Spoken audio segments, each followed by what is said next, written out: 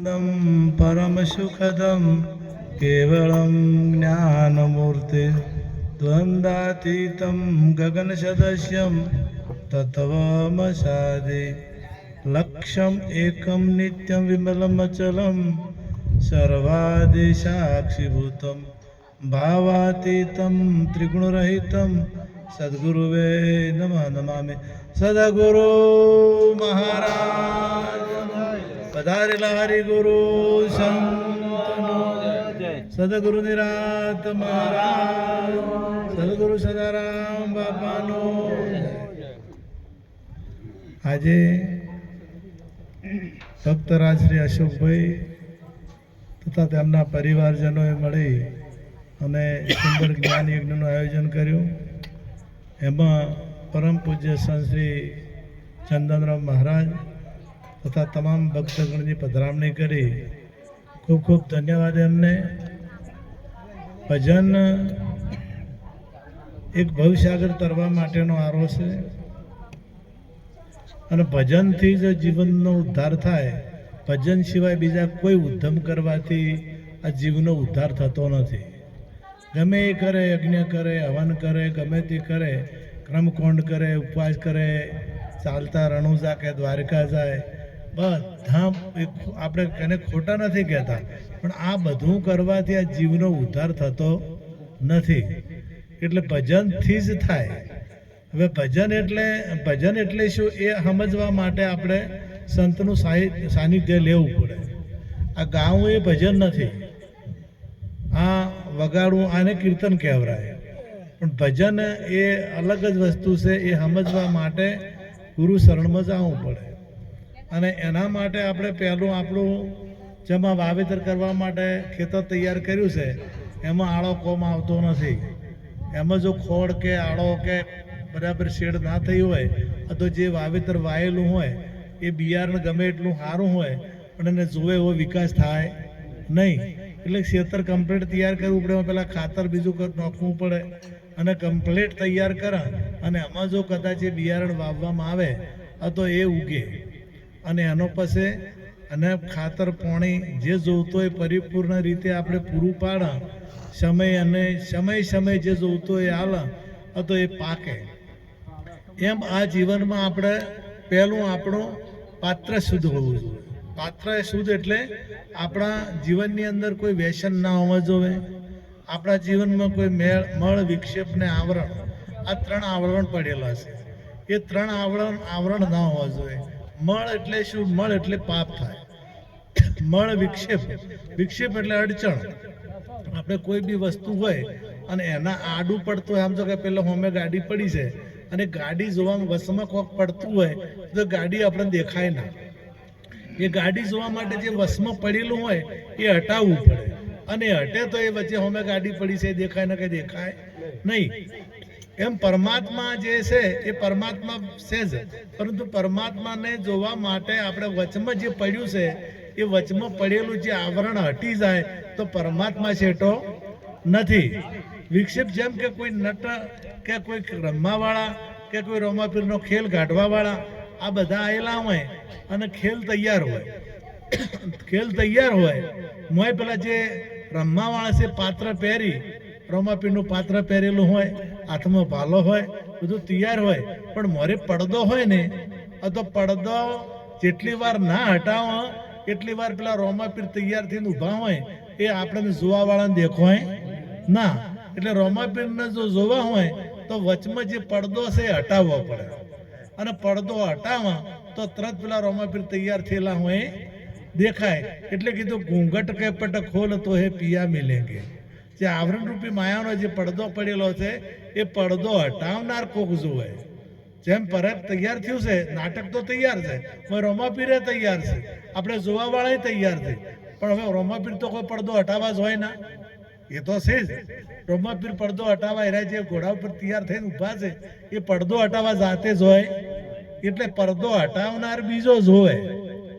એમ પરમાત્મા તો તૈયાર જ છે, પરમાત્મા શેઠો નથી, પણ પરમાત્માને જોવા માટે જે વચ્ચે પડદો પડેલો છે એ પડદો હટાવવા માટે એ સદગુરુની જરૂર પડે।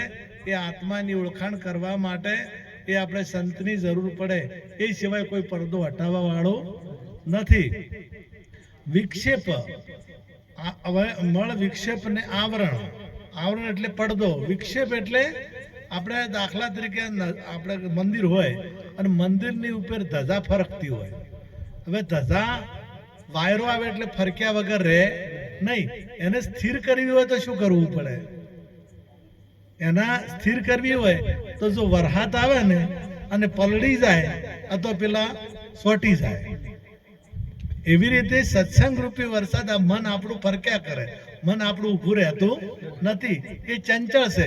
જ્યારે જોઈએ ત્યારે દોડ દોડ દોડ દોડ કરે. મન છે ને, મનને નવરું મેલે ને, મન નવરું મને શેતાનનું કારખાનું કીધું. નવરું મને શેતાનનું કારખાનું કીધું. જો કદાચ એને કોઈ બી ઉપાયમાં કોઈ બી ધંધામ ના લગાડે ને, આ તો અવળા માર્ગે લઈ જાય. અવળા માર્ગે લઈ જાય ને ઘણેને ઊંધું કોમ પણ કરાવે, ના કરવાનું પણ કરાવે, વિષયોમાં પણ લગાડી દે, વ્યસનમાં લગાડી દે, ગમે તો એ જ્યાં વગર રહે. પેલું આપણે જૂનું ખંડિયા દ્રષ્ટાંત કહેતા કે એક ભાઈએ ભૂત પ્રસન્ન કર્યું. ભૂત પ્રસન્ન કર્યું એટલે ભૂતે માગણી અને પેલું બંધાણું કે તું મને લઈ જા, હું તારું કોમ કરું ખરી, પણ હું નવરું ના રહેવું. જો નવરું રહીશ તો તને ખાઈ જાય. જે દાડો નવરાઈ મળી એટલે મારે કોમ જોવે, કોમ વગર હું ઘણી વાર રહીશ નહીં. એટલે મને જેટલું કોમ હતું એટલું ભળાયું. કોમ ભળાયું, ખેતરનું કોમ ભળાયું, ખેતરનું કોમ પૂરું કર્યું, ઘરનું કોમ ભળાયું, ઘરનું કોમ પૂરું કર્યું, હગાવાલાનું કોમ ભળાયું, હગાવાલાનું કોમ પૂરું કર્યું.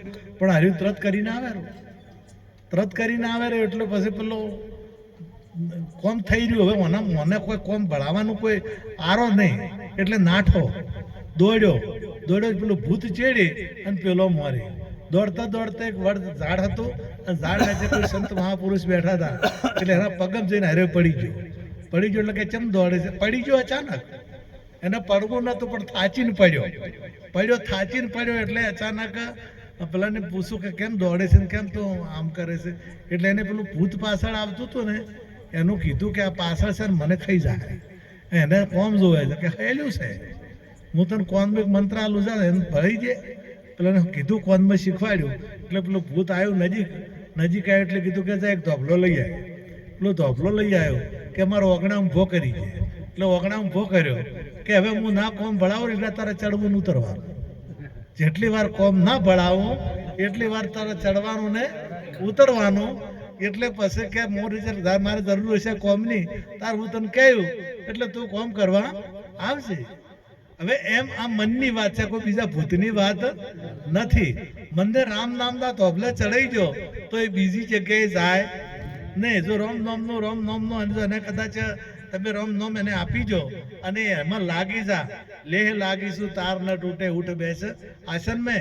મહાપુરુષ રામ વિરોધ બાપા એક ભજન ગાયું કે શ્વાસે શ્વાસે સ્મરણ કર લે, તું ही कर तन मरे, शान गुरु की यही सतारथ, देखो दल दर्पण मरे, सचराचर में सोही बिराजे, आप है आपन मरे, न्यारा भीतर एक निरंतर बाजे नाद गगन मरे, सोवत जागत सूरत सहज की भीतर रहो भजन मरे, लेह लागे सु तार न टूटे, उठ बैठ आसन मरे, पूरन पड़चा भया ब्रह्म का, नाम लया निर्गुण मरे, दास निरोध सदगुरु दया सदगुरु की, मगन भया है मन मेरा रे, सोवत जागत सूरत सहज की, ઊંઘતા જાગતા સુરત સહેજ की, આપણી સુરતામાં પરમાત્માનો જે આવરણ મળે વિક્ષેપને આવરણ હટી જાય એટલે જે પરમાત્મા વ્યાપક છે એ સુરતા ને પરમાત્મા સિવાય બીજું કંઈ પછી દેખાતું નથી. સોવત જાગત ઊંઘતા હોય તો એ, જાગતા હોય તો એ, સુરત સોવત જાગત સુરત સહેજ की, ભીતર રહો ભજનમાં. આ ભજન આપણું આપણે એમ જો કે નામ રામ રામ રામ બોલવાથી મેળ આવતો નથી, પણ તમારો ભાવ એવો થઈ જાય, તમારા ભાવમાં આવી જવું જોઈએ.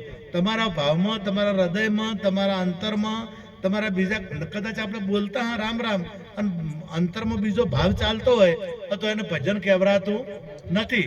પણ બહાર ભીતર એક નિરંતર, બાહિર ભીતર એક નિરંતર, બાજે નાદ ગગનમાં. બહાર અને ભીતર, ઘટ ભીતર ને બહાર એક નિરંતર એક થઈ જવું જોઈએ. લેહ લાગીશું તાર ન તૂટે. જો લય લાગી જશે પરમાત્માની સાથે તો એ તાર તૂટે એવો નથી. તમે જે જગ્યાએ જો એ જગ્યાએ તમને પરમાત્મા નકે જો કદાચ એ ચોખી ના થાય અને જો આપણને સમજાય ના તો આપણે બીજું દેખાય. જે નથી જોવાનું એ દેખાય અને નથી જોવાનું એ દેખાય તો સીતાજીને જો રૂપ દેખાણું મૃગલાનું તો તકલીફ ઊભી થઈ. જેને જે નથી જોવાનું એ જોવાય છે તો એને તકલીફ આવે છે ને આવે છે. પણ આપણી પાસે દ્રષ્ટિ નથી, આપણી પાસે ઓખ જ નથી, આપણી પાસે ત્રીજું લોચન જ નથી, તો આપણે કઈ રીતના એને જોવું? તો એના માટે ગુરુચરણમાં જવું જરૂરી છે. તમે જિંદગી ભર ભજન ગાશો, તમે જિંદગી ભર ભજનમાં જાશો, પણ ચાર સુધી આત્માની ઓળખાણ નહીં થાય ને ત્યાર સુધી તમારે બધું નકામું છે. એટલે જો કદાચ તમારે પરમાત્માની પ્રાપ્તિ કરવી હોય તો પ્રથમ આપણે જે વ્યસનો છે, વિષયો છે, દારૂ, જુગાર, ચોરી, મોજ, વ્યભિચાર, હિંસા, આથી પર આ તો ટોરાઈ નહીં કરતા. આ તો આપણે જો કદાચ આપણે સંતોએ આપણા માટે એટલી બધી કઠિન પ્રતિજ્ઞાઓ નથી. આપણી પ્રતિજ્ઞાઓ પહેલી છે દારૂ, જુગાર, ચોરી, મોજ અને વ્યભિચાર. આ હાવ હેલ્યું છે. પશુ આ કરતા નથી. અને જો મોણા કરે તો મોણાને રાક્ષસ કીધો અને અસુર કીધો. એટલે અમે તો ત્યાગ કરી, અમે તો ત્યાગી અને શુદ્ધ મન થાય, ભાવ થાય અને અંતકરણ શુદ્ધ થઈ જાય તો સદગુરુ ચરણે જવાથી આપણો બેડો પાર થાય. ન કે તમે ગમે એ બીજે ઉધમ કરશો તો મેળ આવશે નહીં. એટલા માટે હું તો દરેકને વિનંતી કરું છું. અત્યારે જો એટલી બધી ઠગાઈઓ ચાલે છે, એટલા બધા અત્યારે ભૂવા, ભોપાળા, મંત્રીવાળા, તંત્રવાળા તમને કોઈ પણ પ્રકારે ઠગવાની જ વાતો છે. અને બધે લાલચો એટલી બધી હાલે છે. આજે આ જીવ લાલચમાં લપટાઈ જાય. તમને હમણે જે આ કિસ્સો બન્યો, હમણાં રાજ્ય રણપુર ગયો હતો, આજે વાત સાંભળી કે રણપુરમાં દુકાન ચલાવતા હતા અને કોઈક પેલું હોનાનું બધાને એવું ખબર છે, બધાને ખબર હશે પેલું હાસું હોનું આવ્યું. આજે વેસવા જાય 50,000 રૂપિયા આલ્યા, 50,000 રૂપિયા આલ્યા અને પછી કે બીજું વધારે અમારા હાથમાં આવ્યું છે લેવા આવો. 1 લાખ રૂપિયા લઈને લેવા આવો. પાલનપુર સ્ટેશનમાં જઈ 1 લાખ રૂપિયા આલ્યા અને પેલું લાયો ને પર વેસવા જત નકલી. આ લાલચજી તારે ને. એટલે કદી કોઈ લાલચમાં આવવું, તમારા ઘેર કોઈ અજાણ્યો આવે તો એનો કદી વિશ્વાસ કરવો. કારણ કે સમય એવો છે. આ સમય તમારા ઘેર કોઈ મફત કામ કરતું હોય ને તો એનો વિશ્વાસ કરવો ને. અત્યારે પૈસા લે મજૂરિયા મળતા નથી અને તમારા ઘેર જો કદાચ મફત કામ કરે તો એને કોક લાલચ હોય.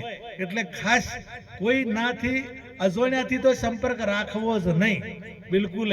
આ સમય એવો છે એટલે સમય વર્તે સાવધાન આપણે સમજીને રહેવાનું છે અને ખૂબ સંતોનો સંગ કરવાનો છે. અને સંતના સંગથી જ બેડો પાર થાય છે, એ સિવાય મેળ આવતો નથી. આટલું કહી મારી વાણીને વિરામ આપું. સદગુરુ કૃષ્ણ કનૈયા, જય ગુરુ મહારાજ.